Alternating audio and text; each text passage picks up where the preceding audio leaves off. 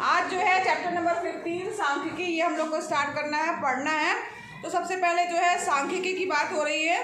तो सांख्यिकी मतलब होता है संख्याएं, है ना।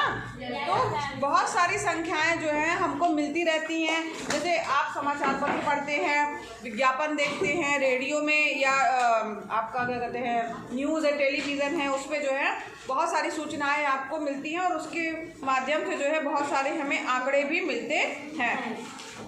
तो इन सूचनाओं में से जो तथ्य संख्यात्मक रूप में एकत्र किए जाते हैं, ठीक है, जो सूचनाएं मिलती है उसमें कुछ आंकड़े रहते हैं कि आज जो है मान लीजिए कहीं कुछ दुर्घटना हुई, मान लीजिए, तो उसमें बताएगा इतने यात्री घायल हुए, इतने यात्री, जो है संख्या आती है ना, तो एक संख्या हो गई आपके पास में। तो ये कहा जाए कि संख्यात्मक रूप में जो आंकड़े एकत्र जो प्राप्त होता है संख्यात्मक रूप, ठीक है, उन्हीं को क्या कहा जाता है, आंकड़े। क्या कहते हैं, आंकड़े प्राप्त हो रहे हैं, ठीक है। और प्रत्येक संख्यात्मक तत्व को प्रेक्षण या संप्रेषण भी कहा जाता है। तो जो ये आंकड़े होते हैं, अभी मान लीजिए हमें कोई निष्कर्ष निकालना है, ठीक, तो वो पहले तो हमें कुछ भी आंकड़े मिलेंगे, मान लीजिए जनसंख्या इतनी है, स्त्री पुरुष की संख्या इतनी है, और भी कई सारे जो है इस क्लास में बच्चों की संख्या कितनी है, एज की इतने, इस क्लास में इतने साल वाले इतने एज के हैं, इतने साल वाले इतने एज के हैं, मतलब उम्र, है ना, हाइट भी हो सकती है, कुछ भी संख्यात्मक मान कुछ भी हो सकता है। तो यहाँ पर अगर मान लीजिए हमें कोई निष्कर्ष निकालना है, कोई मान लीजिए उससे क्या निष्कर्ष निकल के आ रहा है, उसके लिए हम क्या करेंगे, उन आंकड़ों को व्यवस्थित करते हैं, या व्यवस्थित करते हैं। इसके बाद फिर उसमें जो है उसमें से फिर हम उसमें छांटते हैं कि क्या हम उसमें जो चीज़ हमें ज्ञात करनी है वो क्या है। तो जैसे अगर मान लीजिए जो भी आंकड़े प्राप्त हो रहे हैं उनको व्यवस्थित करने के लिए दो ही, अब चूँकि संख्यात्मक हम मान हैं या संख्याएँ हैं, तो उनको व्यवस्थित करने के लिए दो चीज़ें हैं, या तो उनको आरोही क्रम में लिखिए या तो अवरोही क्रम में। आरोही क्रम मतलब क्या होता है, कोई बताए? हाँ बताओ बेटा। मैं छोटी संख्या से बड़ी संख्या तक। आरोही मतलब होता है कि बढ़ता हुआ क्रम। आरोहण करना मतलब होता है पर, जैसे नहीं होता पर्वतारोहण, रोहण मतलब, या आरोहण मतलब होता है बढ़ना। तो यानी छोटा, फिर उससे बड़ा, फिर उससे बड़ा, फिर उससे बड़ा, तो इसको कहा जाएगा आरोही क्रम। अवरोही क्रम क्या होता है, कौन बताएगा? बताओ। मैं बढ़ते, हाँ, बड़े से छोटे क्रम की ओर जाना जो है तो क्या कहलाएगा, अवरोही, ठीक है। तो आरोही क्रम, अवरोही क्रम दोनों पता चल गया, आरोही और आरोही और अवरोही, ठीक है। ठीक, तो ये दो क्रम आपको पता चल गया। जो भी हमारे पास में संख्यात्मक मान है उसको या तो हम आरोही क्रम में रखेंगे या तो फिर अवरोही। ये कौन सा क्रम होता है, बढ़ता क्रम, ठीक है, बढ़ता क्रम। और ये क्या होता है, घटता क्रम। घटता क्रम का मतलब हुआ सबसे बड़ी, फिर उससे छोटी, फिर उससे छोटी, फिर उससे छोटी। अगर मान लो यहाँ बात करें तो 1 2 3 4 ऐसे होगा ना, और ये क्या होगा, 4 3 2 1, ठीक है। अगर हमारे ये अंक है तो इस तरह से होंगे। तो दोनों क्रम आपको पता चल गए। अब यहाँ पर देखो, ये सांख्यिकी के अंतर्गत जो है केंद्रीय प्रवृत्ति की, अभी जो ये आंकड़े होते हैं हमें प्राप्त होते हैं, उन आंकड़ों को जो है कई बार आपने देखा होगा निष्कर्ष निकालने के लिए हम लोग डायरेक्ट भी निष्कर्ष निकाल देते हैं, कोई फार्मूला लगा करके निष्कर्ष निकालते हैं, या तो फिर जो है चित्रालेख या पिक्टोग्राफ बनाते हैं, बार ग्राफ बना करके निष्कर्ष निकालते हैं, एक पाई ग्राफ होता है उसके माध्यम से भी जो है वो निष्कर्ष हम निकालते हैं। केंद्रीय प्रवृत्ति की माप, तो यहाँ पर देखो दिए गए आंकड़ों में से जो भी आंकड़े आपको दिए गए हैं, जो भी संख्याएं आपको दी होंगी, उसमें से कोई भी ऐसी संख्या मतलब होगी जो कि सभी आंकड़ों का प्रतिनिधित्व करती होगी, कि हाँ ये जो है वो प्रतिनिधित्व करती है। तो ये जो संख्या होगी प्रायः समूह के मध्य या उसके आसपास की संख्या होगी। जैसे अब कैसे समझोगे आप इसको, जैसे अगर हम बात करें तो यहाँ पर हाइट लगभग जो है वो एक जैसी होगी, है ना। ज़्यादातर बच्चों की लगभग एक जैसी हाइट होगी, कुछ 19-20 की बात नहीं करें लेकिन लगभग एक होगी। एज भी एक ही होगी, है ना। कुछ बच्चे होंगे जो ज़्यादा छोटे होंगे, कुछ बच्चे होंगे बड़े होंगे, लेकिन लगभग जो है ज़्यादातर बच्चे जो है वो एक ही एज के होंगे, जिनका डेट ऑफ बर्थ जो है वो लगभग एक जैसा होगा। तो यहाँ पर एक तरह से कहा जाए कि एक संख्या जो है वो आंकड़ों का लगभग प्रतिनिधित्व करती है, और ये संख्या जो है समूह के मध्य या उसके आसपास की संख्या होती है। तो इन आंकड़ों की इस प्रवृत्ति को ही केंद्रीय प्रवृत्ति कहा जाता है। केंद्रीय मतलब केंद्र, केंद्र मतलब जो बीच में है, जो लगभग सबको बता रहा है कि हाँ ये लगभग इतनी ही बर्थ में होंगे या इतने ही साल के सब बच्चे होंगे, उसको केंद्रीय कहा जाता है। क्या कहा जाता है? केंद्रीय प्रवृत्ति। ठीक है, समझ में आ रहा है? अब यहाँ पर केंद्रीय प्रवृत्ति की माप जो है वह संख्या जिसके आसपास सभी आंकड़े वितरित होते हैं केंद्रीय प्रवृत्ति की माप कहलाती है। और केंद्रीय प्रवृत्ति की मापें जो होती है वो 3 प्रकार की होती हैं। ठीक है, कौन कौन से प्रकार की होती हैं? केंद्रीय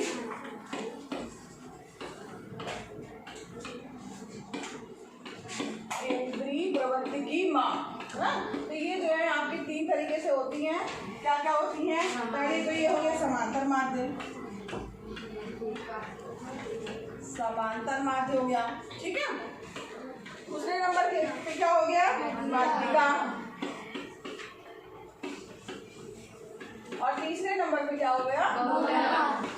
बहुलक। ठीक है, तो यहाँ पर देखो समांतर माध्यम जो है वो आपने पहले 7th क्लास में पढ़ लिया, उससे संबंधित सारे प्रश्न लगभग हल किए थे।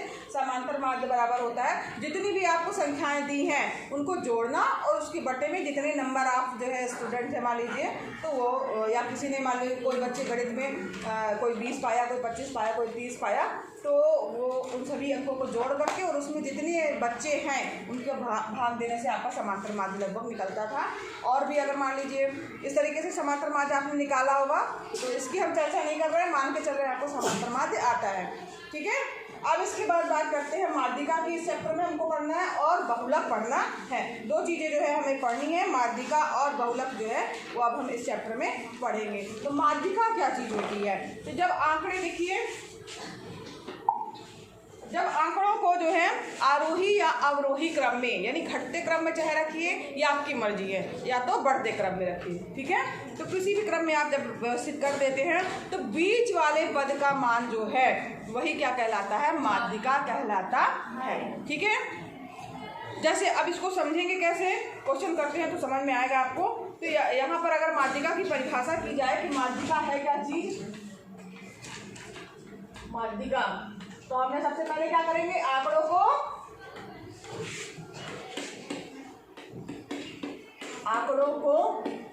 आरोही या अवरोही क्रम में रखेंगे। ठीक है, आरोही या अवरोही क्रम में रखेंगे। ठीक है, सबसे पहला स्टेप तो हम ये करेंगे। फिर इसके बाद क्या देखेंगे कि बीच में या मध्य में पड़ने वाला पद, मध्य या क्वेश्चन में लिख दीजिए बीच, है ना? बीच में आने वाला पद, इस पद का जो भी मान होगा वो उसकी माध्यिका कहलाएगा। समझ में आया? तो यहाँ पर देखिए, अब जैसे इसमें 2 तरीके हो सकते हैं कि वो मान जो है आपका माध्यिका का मान जो है, जैसे मान लीजिए क्रम में रखा और बीच में आने वाला पद। अब यहाँ पर ऐसा भी हो सकता है कि n, या मान लीजिए जो कितने आंकड़े हैं, अगर आंकड़े मान लीजिए n हैं, ठीक है, लेकिन आंकड़े क्या है? n। आंकड़े अगर n है तो n का मान सम भी हो सकता है।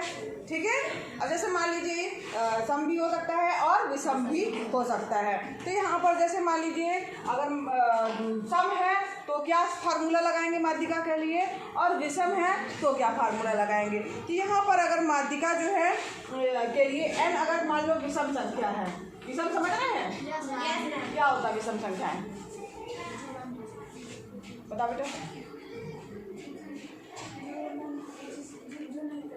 जो 2 से नहीं कटती है, जो 2 से विभाजित नहीं होती, विषम संख्याएं कहलाती हैं। और सम संख्याएं किन्हें कहते हैं? जो 2 से विभाजित हो जाती है ऐसी संख्याएं क्या कहलाती हैं? सम संख्याएं कहलाती हैं। तो यहाँ पर देखो, अगर n का मान विषम है तब उसके लिए माध्यिका क्या होगी? अगर n विषम है तो माध्यिका बराबर हो जाएगा n+1/2 पद।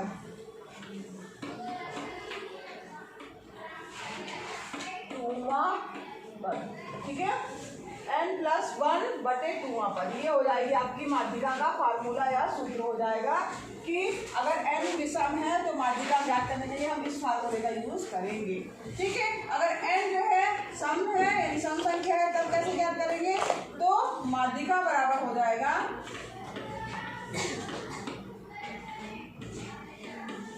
n/1/2 कर लीजिए, या ऐसे ही सीधे लिख सकते हैं 1/2 n/2वां पद प्लस n+1/2वां पद।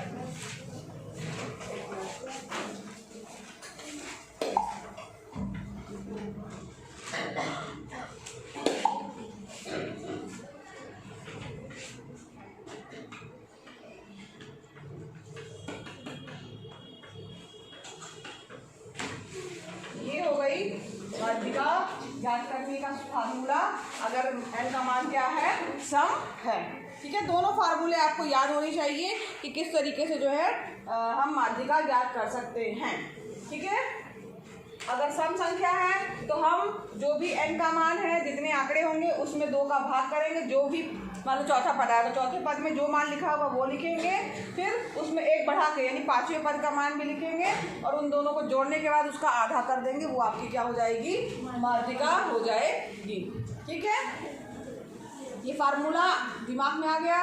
1 मिनट का टाइम है, आप सभी लोग याद कर लीजिए, याद करिए।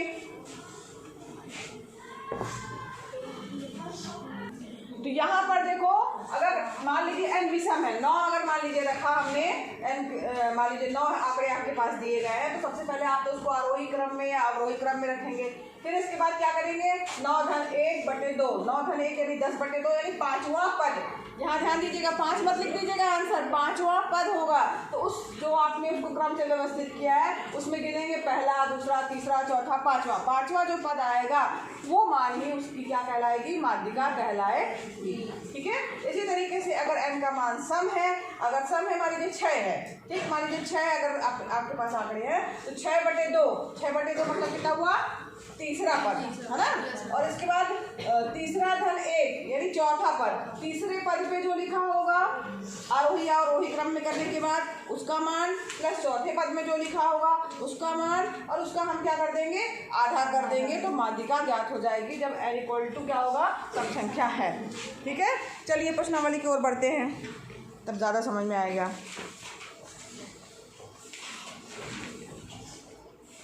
एक मिनट, 15A में आएगी अभ्यास 15A।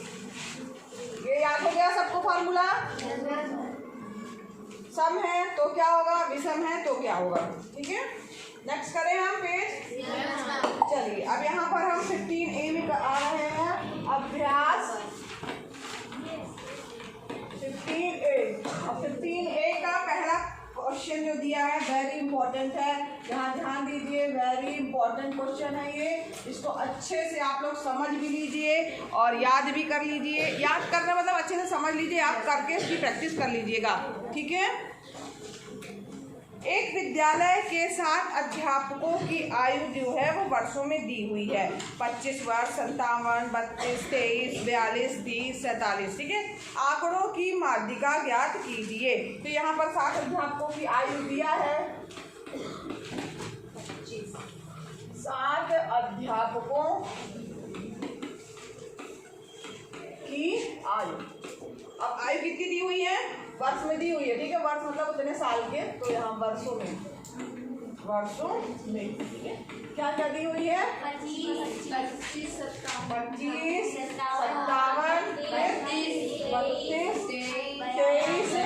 43 और 47। तो यहाँ पर अब इसके बाद क्या करना है? आंकड़ों की हमें माध्यिका ज्ञात करनी है। तो यहाँ पर सबसे पहले क्या करेंगे आप कि सबसे पहले जो है आंकड़ों की माध्यिका ज्ञात करने के लिए हमने क्या बताया था कि इनको आरोही क्रम में या अवरोही क्रम में रखेंगे। तो हम आरोही क्रम में लिख रहे हैं आप लोग, आरोही क्रम में आंकड़ों को रखने पर। अब आप रखिए आंकड़े। अब आरोही क्रम मतलब क्या हुआ? सबसे छोटा, फिर उससे बड़ा, फिर उससे बड़ा, फिर उससे बड़ा, है ना। तो यहाँ पर जब आप इसको रखेंगे तो क्या क्या आ जाएगा आपका? 23, बोलो जल्दी जल्दी, 23, 25,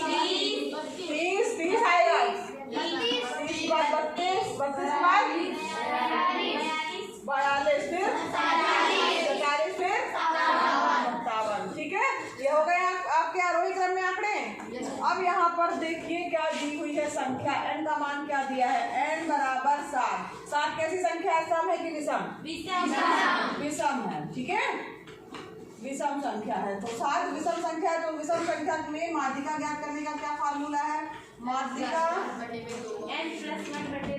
माध्यिका बराबर क्या होता है, n/2वां पद, है ना, यही बताया ना।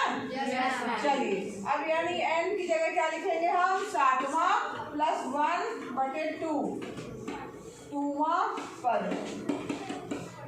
अब यानी 7 धने यानी 8/2, 8/2, 2 1 2 2 4 8, 4वां पद। वहां पद जरूर लिखना, नहीं आंसर 4 लिख दोगे, ठीक है। तो यहाँ पर 4वां पद क्या जाएगा, 4वां पद। अब 4वां पद का क्या मतलब हुआ, चौथे नंबर पे जो है। अब इसमें गिनिए आप, चौथे नंबर पे कौन सा, 1 2 3 4, ठीक है, दिख रहा है, 1 2 3 4, चौथे नंबर पे जो आ रहा है वही इसका आंसर होगा। अतः माध्यिका कितनी होगी, अतः माध्यिका 32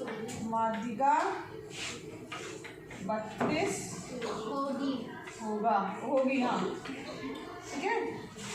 उत्तर आप अलग से आप लिख दीजिएगा, ठीक। सबको समझ में आया क्वेश्चन, सबको आ गया, किसी फिर से समझाएं, यस मैम, नो मैम।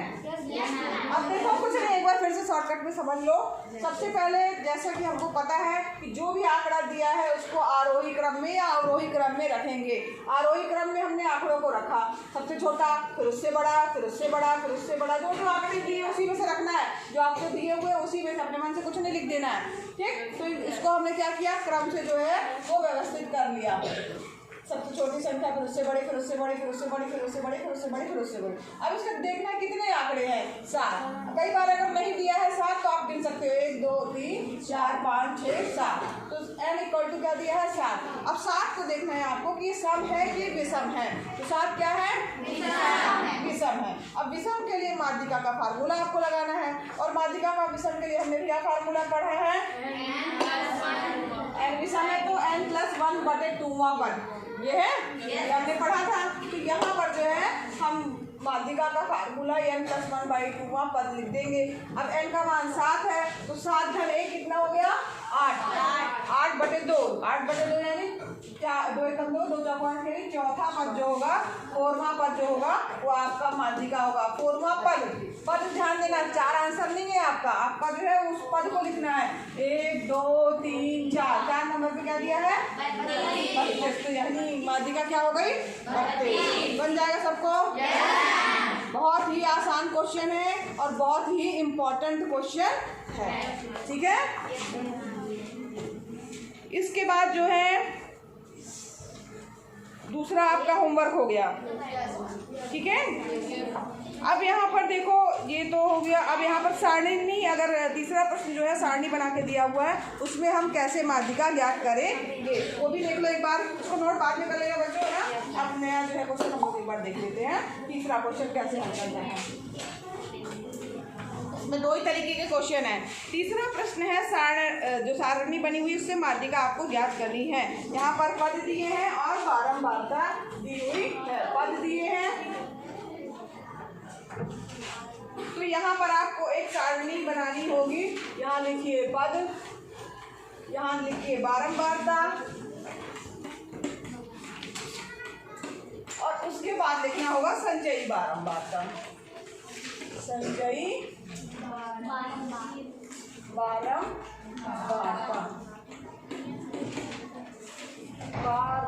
यहाँ आधा माँ भी लिख सकते हो या बिंदी भी लगा सकते हो, बार यहाँ बिंदी रहेगी वहाँ नहीं रहेगी, ठीक है। तो यहाँ पद हो गए,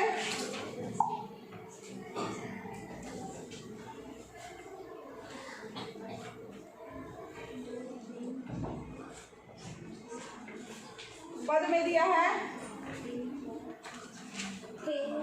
3 4 6 8 और 12। बारंबारता कितनी दी हुई है, 2 5 4 5 3, 2 प्लस 3, यही है ठीक। अब यहाँ पर संचयी बारंबारता ये निकालना, देख लो बच्चों कैसे इसको निकालना है, बहुत ही आसान है इसमें। अब दो पहला वाला जो पद रहेगा वो वही रहेगी, दूसरे वाले पद में इन दोनों को जोड़ते जाना है, इसको और इसको जोड़ना है, ठीक है। 5 2 7 4 12 11 की 12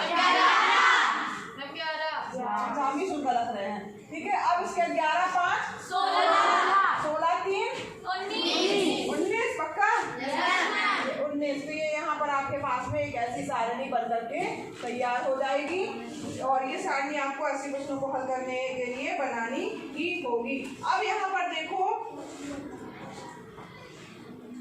यहाँ पर आपको देखना है सारणी में जो है ये दिए हुए, तो टोटल जो है n का मान संचयी बारंबारता n, ठीक है। संचयी बारंबारता n बराबर क्या दिया हुआ है 19। अब 19 क्या है नहीं, लेकिन यहाँ पर देखो विषम संख्या है, मगर यहाँ पर जो है विषम संख्या वाला जो है वो फार्मूला लगेगा। n क्या है 19, जो कि क्या है आपका विषम, ठीक है विषम।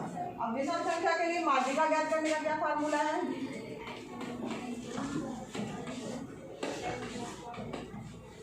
बताओ क्या है फार्मूला,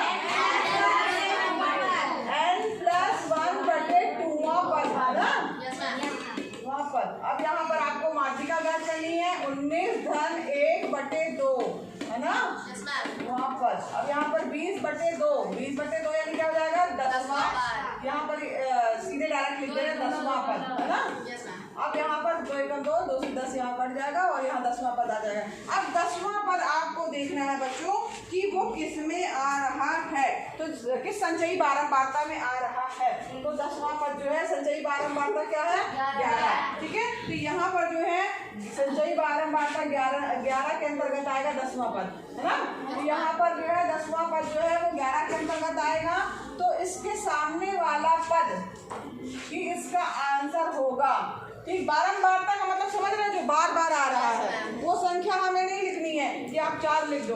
बारंबारता का मतलब होता है कि वो संख्या कितनी बार रिपीट हुई है। अब उसको ना लिख करके जो पद, कौन सा पद आ रहा है, कौन सा मान आ रहा है वो लिखना है। तो 11 के सामने कौन सा है 6। तो यहाँ पर आप लिखेंगे, एक मिनट जरा, अब यहाँ पर चाहे 10वां पद लिखा ना, तो यहाँ लिख दीजिए 10वां पद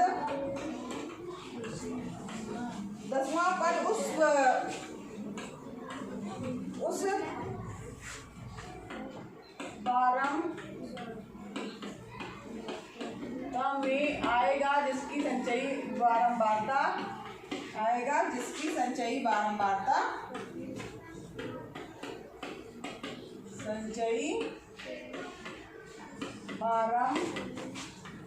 बारंबारता 11 है, ठीक है। अब यहाँ पे 11 है ना, और उसके सामने आता है माध्यिका क्या हो जाएगी 6।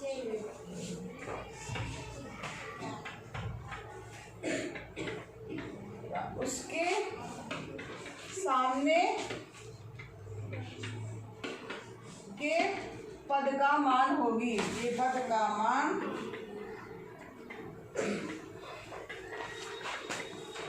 होगी जो 6 है ना। तो अतः माध्यिका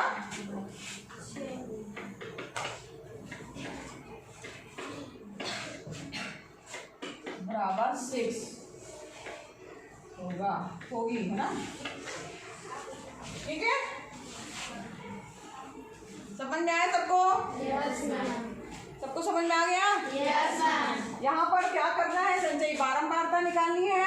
बारंबारता का मतलब होता है वो कितनी बार आया, जैसे मान लो 25 25 25 ऐसे 3 बार लिखा है, तो उसकी बारंबारता 3 लिखी जाएगी, ठीक है। तो उसी तरीके से इसमें उसकी बारंबारता कितनी हो गई, संचयी बारंबारता 11, ऐसे करके संचयी बारंबारता निकाल ली। अब यहाँ पर जो n का मान आया है, इन सभी बारंबारताओं को हमने जोड़ दिया, विषम है तो वो वाला पद यानी 10वां पद आएगा। अब 10वां पद देखिए कि संचयी बारंबारता में है, तो 11वें नंबर पे है, तो यहाँ इसके अंतर्गत आएगा है ना।